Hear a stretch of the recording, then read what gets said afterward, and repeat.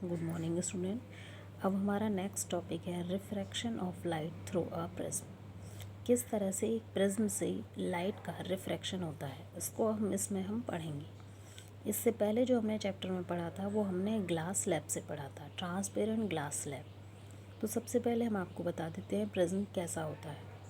हमारी लैब में ये प्रिज्म है, जब स्कूल खुलेंगे तब हम आपको प्रिज्म भी दिखाएंगे। इस प्रिज्म में क्या होता है, हमने एक यहाँ ट्रायंगुलर ग्लास प्रिज्म लिया है। ट्रायंगुलर ग्लास प्रिज्म में इट हैज़ अ टू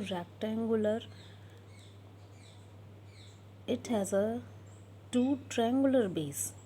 इसमें 2 ट्रायंगुलर बेस होते हैं एंड 3 रेक्टेंगुलर लेटरल सरफेसेस, और इसकी जो लेटरल सरफेसेस होती हैं ये रेक्टेंगल शेप में होती हैं। Clear student? 2 होती हैं ट्रायंगुलर शेप में और 3 होती हैं रेक्टेंगल शेप में। एक ये ट्रायंगल है, इसके जस्ट अपोजिट में भी एक ट्रायंगल होता है। ये लेटरल सरफेस जो है, यहाँ से हम देखेंगे ये इस तरह से ये रेक्टेंगल बनता है, यहाँ भी ये रेक्टेंगल बनता है और उसके नीचे की तरफ एक रेक्टेंगल, 3 रेक्टेंगल होते हैं। ये जो लेटरल सरफेसेस होती हैं ये एक दूसरे के ऊपर inclined होती हैं to each other. These surfaces are inclined to each other. The angle of lateral surfaces is called the angle of prism. ये लेटरल सरफेस है, ये लेटरल सरफेस है, इन दोनों के बीच में जो एंगल बनता है इसको हम बोलते हैं angle of prism. Clear? And it is denoted by capital A. चलिए अब हम पढ़ते हैं कि किस तरह से इस पर रिफ्रैक्शन होता है।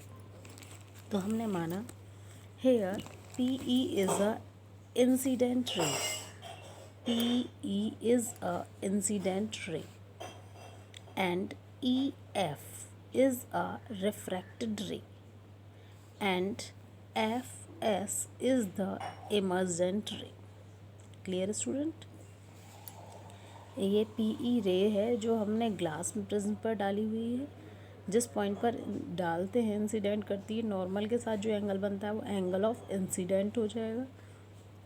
PE इंसिडेंट रे है जब ये ग्लास प्रिज्म के अंदर एंट्री करती है।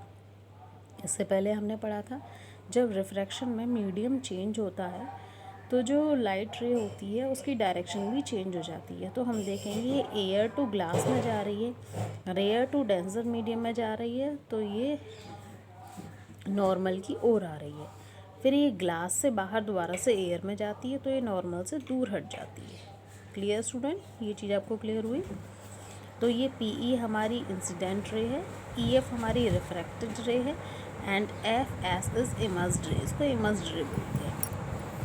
इंसिडेंट रे नॉर्मल के साथ जो एंगल बनाती है वो इंसिडेंट एंगल होता है, ये रिफ्रैक्टेड एंगल होता है और ये इमर्ज्ड एंगल होता है। अगर हम इंसिडेंट रे को आगे बढ़ाते जाएं डॉट डॉट डॉट डॉट और इमर्ज्ड रे को पीछे बढ़ाएं तो इन दोनों रेज के मीटिंग पॉइंट पर जो एंगल बनता है उसको हम बोलते हैं, इन दोनों के उस पर जो एंगल बन रहा है इसको बोलते हैं angle of deviation.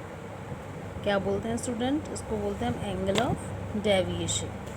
Clear student? ये हमारे इस प्रिज्म की क्या था, refraction of light through a prism, यानी किस तरह से लाइट जो है वो एक प्रिज्म से रिफ्रैक्ट होती है। तो आपको समझ आ गया होगा अच्छे से। एक और बार सुन लीजिए।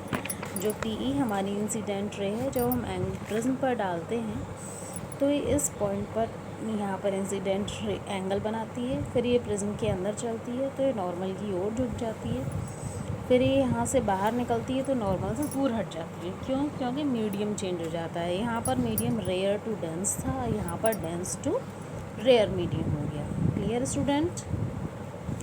आई थिंक आज का हमारा ये टॉपिक कंप्लीट हो गया है। कल हम पढ़ेंगे dispersion of white light by a glass prism. एक ग्लास प्रिज्म पर अगर हम कोई भी वाइट लाइट डालते हैं तो उससे क्या इफ़ेक्ट होता है।